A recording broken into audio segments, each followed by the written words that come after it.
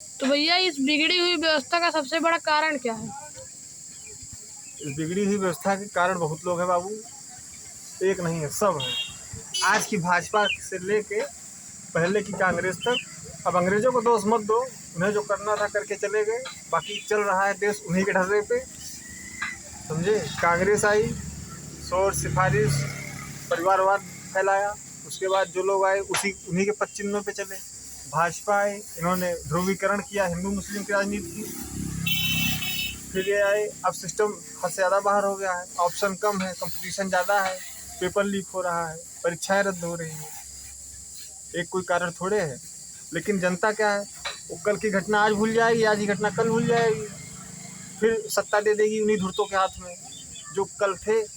और कल जब वो राज करेंगे, 5 साल 10 साल उनका बीतेगा, तो फिर ये भाजपा लोग याद करेंगे इस देश में हुआ क्या है। अच्छा बोलोगे तभी तुम लोग कुछ लोग बुलाने आ जाएंगे, कहेंगे भैया चलो हमारे लिए बोलो, हमारी तरफ से बोलो। या तो तुम उनके सामने तोतक तरह बोलो, तो कुत्तक तरह बोलो।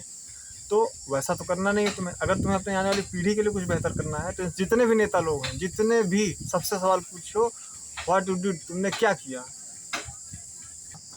तो क्या सत्ता में परिवर्तन होना चाहिए? सत्ता में ही नहीं, सत्ता में शामिल हर लोगों में, सत्ता में जितने चेहरे शामिल होते हैं सब में परिवर्तन होना चाहिए हर 5 साल पे। हाँ, तो ऐसे परिवर्तन होगा तो यहाँ जो लोग मिलेंगे उनको पकड़ के सत्ता संभाल दिया जाएगा क्या? अरे यार, इस देश में लायक को कमी थोड़ी है। हम जैसे नालायक पता नहीं कितनों लायक को खड़ा कर दें।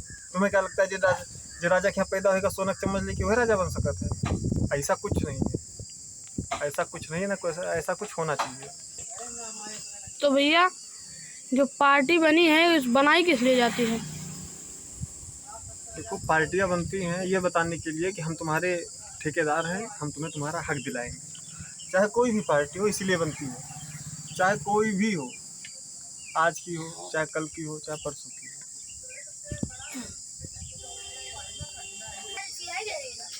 और सुनो, सबसे बड़े, पार्टी ये सोच के बनाई जाती है कि हमें किन लोगों का वोट मिलेगा। कुछ पार्टियां हुई वो ओबीसी मुस्लिम की राजनीति करती हैं, कुछ पार्टियां हुई वो दलित सवर्ण और मुस्लिमों की राजनीति करती हैं, कुछ पार्टियां हुई वो दलित और मुस्लिमों की राजनीति करती हैं। क्योंकि सबका अच्छा तो कोई कर नहीं सकता, क्योंकि डेमोक्रेसी में साफ सिद्धांत है, जब तक तुम 2 लोगों के ऊपर उंगली नहीं उठाओगे तब तक तुम्हें बाकी के 8 लोग वोट नहीं देंगे। यही साफ साफ फंडा होता है डेमोक्रेसी में।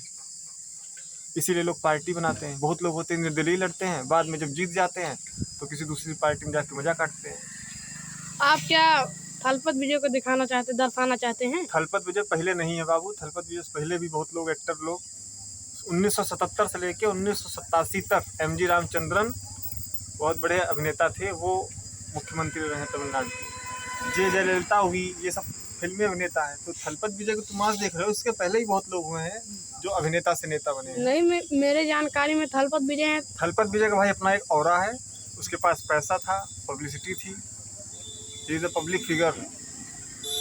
ऐसे लोगों को जल्दी आया, और उसकी तैयारी भी ऐसा नहीं एक रात में कुछ हुआ है, उसने भी बहुत दिन से तैयारी करके रखी थी। जब रिसर्च करोगे, उनको पढ़ोगे, तब पता चलेगा इसमें। जैसे राजनीति अपने भारत में हो रही है, क्या ऐसे बाहरी देश में भी है और अन्य देश में भी राजनीति होती है? देखो बाबू, दूर के ढोल सुहावने होते हैं, हम ऐसा तो नहीं कहेंगे, लेकिन हर जगह की अपनी अपनी आइडियोलॉजी है। हमारे यहाँ की आइडियोलॉजी अलग है, समझे। हमारे यहाँ विचारधारा अलग है, सबकी अलग अलग है। हमारे यहाँ राजनीति का रूप दूसरा है। हमारे यहाँ यही है, 5 लोग हैं, तुम्हें 3 वोट चाहिए तो 2 आपस में लड़ा दोगे तभी तुम्हें 3 वोट मिलेगा। बाकी के जहाँ जो है सिर्फ 2 ही मुख्य पार्टियाँ हैं, वो अपना अपना उम्मीदवार घोषित करती हैं।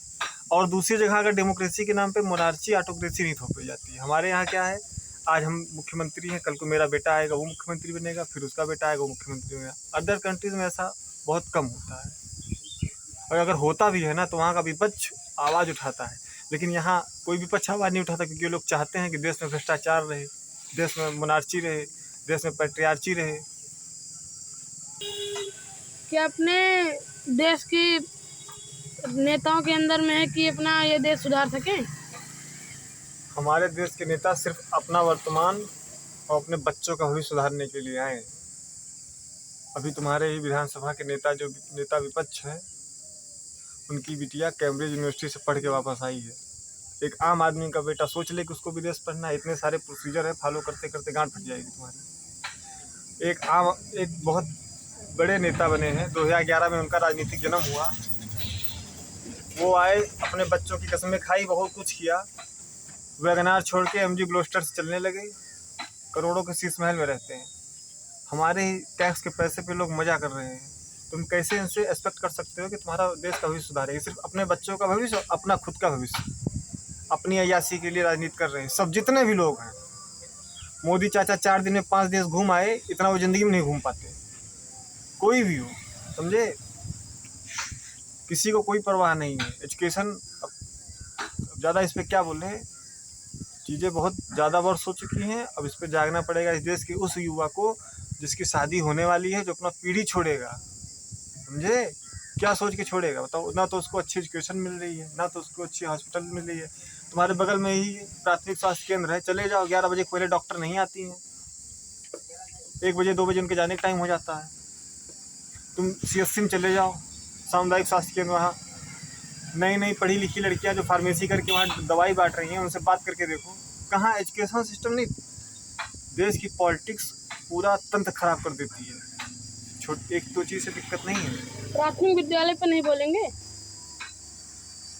प्राथमिक विद्यालय बाबू लाखों लोगों का सपना है, लेकिन वहाँ जो है ना, वहाँ भी देश का भविष्य बर्बाद हो रहा है। अब आदमी जो है उसके दिमाग में चल रहा है, वो भी इसलिए नहीं बोलना चाहता, उसके दिमाग में चल रहा है कि कल को हमारा भी बच्चा या हम भी ऐसे मास्टर बन के मजा करेंगे, कुर्सी तोड़ेंगे, इसीलिए बोलना नहीं चाहता। सिस्टम तो ये लोग खराब कर रहे हैं। अगर कोई गवर्नमेंट प्राइमरी स्कूल बंद कर रही है तो इन्हीं सबकी वजह से बंद कर रही है। अगर गवर्नमेंट सरकारी स्कूल में प्राइमरी में टीचर भर्ती नहीं कर रही है तो इन्हीं लोगों की वजह से नहीं कर रही है। मुझे पता है 30-35 बच्चों पे 3-3 4-4 टीचर हैं, 1 घंटा पढ़ाना नहीं, खाली दिन भर बैठ मोबाइल चलाना है।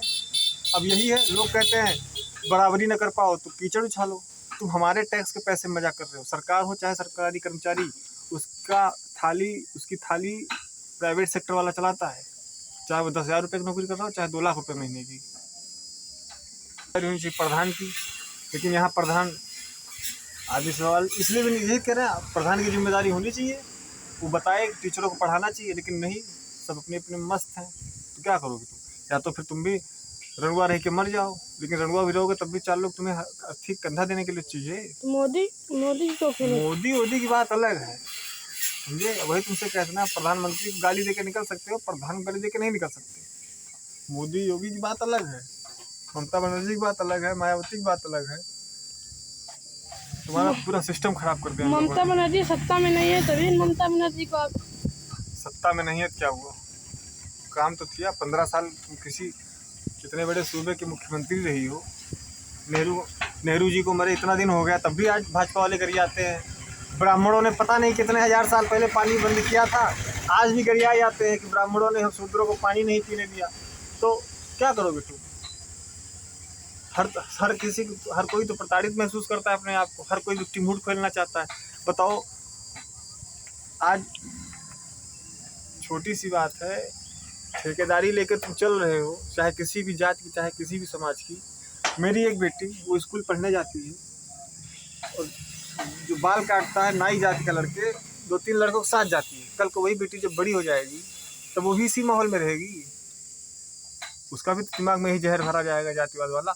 और यहाँ जातिवाद का जहर भरने से सिर्फ फायदा इन्हीं नेता लोगों का है। बिगड़ तो रही है हमारी तुम्हारी सोशल हारमोनी। साथ में बैठ के हम लोग बतिया रहे हैं, खा पी रहे हैं, कल को यही लोग जात के बाद नाम पे लड़ाएंगे। क्या करोगे तुम? तो भैया आप ऐसे कैसे कह सकते हैं कि प्राइवेट सेक्टर वाला ही देश चला रहा है? तुम अपने आप से फिर सोच के बताओ कौन देश चला रहा है? कंपनी को, सरकार के पास पैसा कहाँ से आता है?